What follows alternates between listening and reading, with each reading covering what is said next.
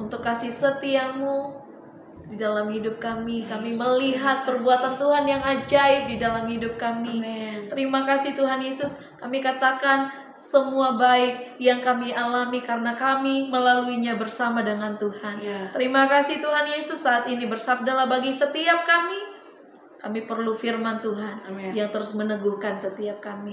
Terima kasih Bapa. Berfirmanlah karena kami sudah siap di dalam nama Yesus. Haleluya. Amin.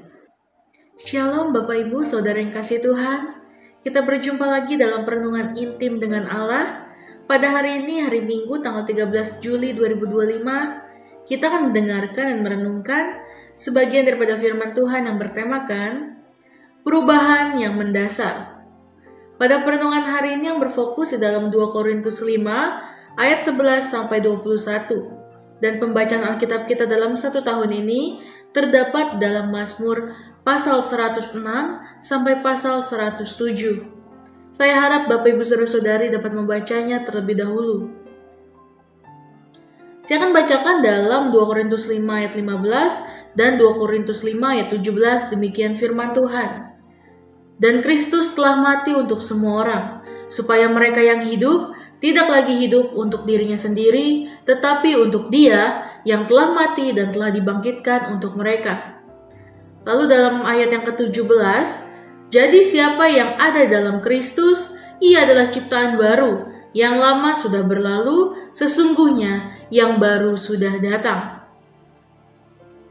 Dalam kehidupan, banyak orang menginginkan perubahan.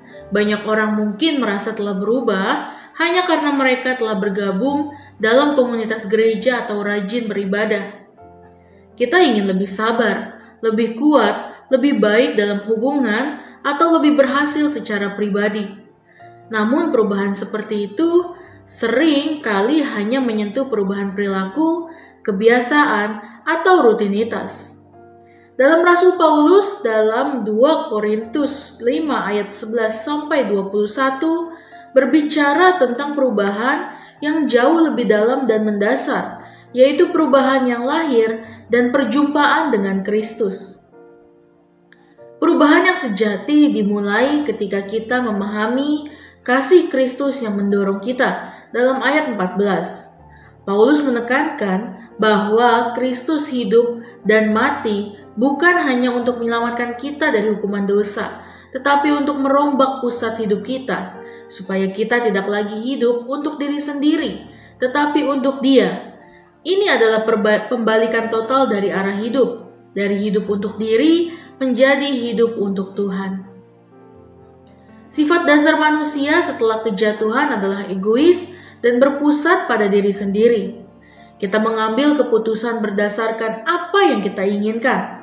Kita rencanakan hidup kita demi kenyamanan pribadi dan seringkali berjuang demi kepentingan diri sendiri. Namun ketika kita menerima Kristus, Allah bekerja untuk menggantikan sifat berdosa dan egois kita dengan sifat keilahiannya.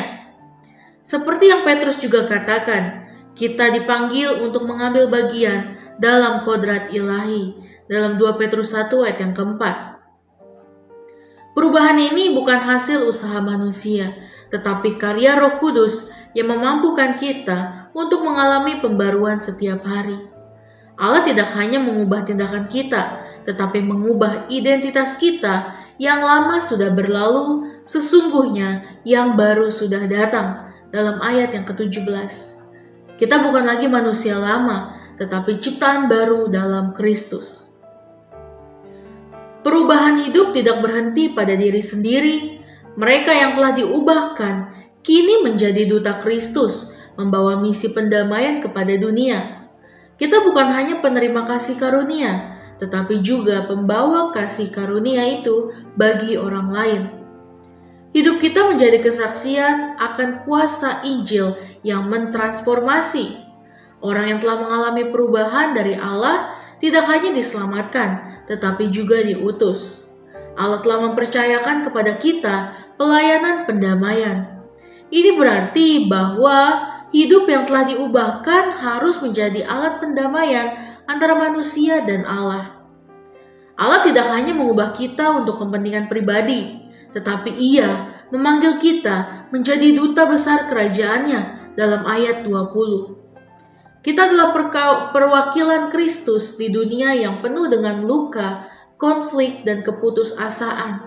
Dunia membutuhkan suara pendamaian, bukan pertikaian. Dunia membutuhkan terang, bukan kegelapan.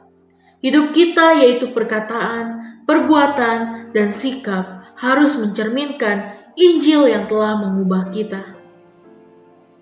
Mungkin kita merasa tidak layak atau belum siap, tapi ingat, bukan kita yang membuat diri kita cukup, melainkan Kristus yang membuat kita layak. Perubahan yang Allah mulai dalam hidup kita akan diteruskan hingga selesai. Refleksi kita pada hari ini, ketika hidup kita diubahkan, maka motif, tujuan, dan arah hidup pun berubah. Kita tidak lagi hidup untuk menyenangkan diri sendiri, tetapi untuk menyenangkan Tuhan. Setiap hari kita belajar untuk menjadi lebih seperti Dia dalam kasih, kesabaran, kerendahan hati, dan pelayanan kepada sesama.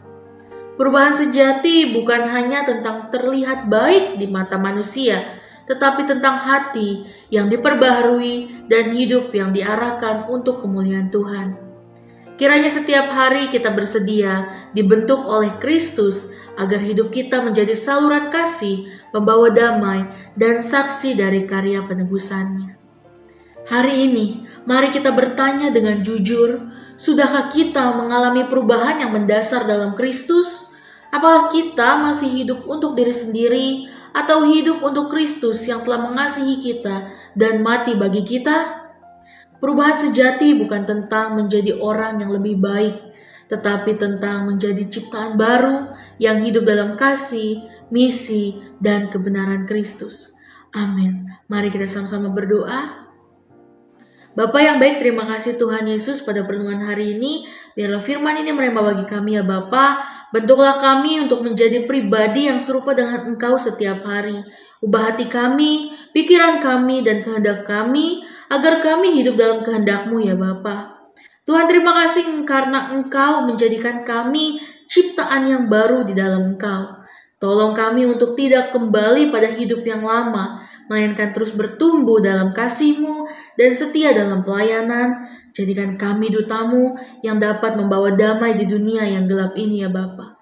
Terima kasih Tuhan Yesus. Biarlah firman ini selalu merema bagi kami.